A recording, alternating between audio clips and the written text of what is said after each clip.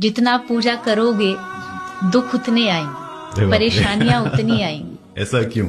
ऐसा इसलिए क्योंकि आप जितनी हायर क्लास में जाते हो, एग्जाम उतना डिफिकल्ट होता है, आपको उसके लिए प्रिपरेशन करनी पड़ती है।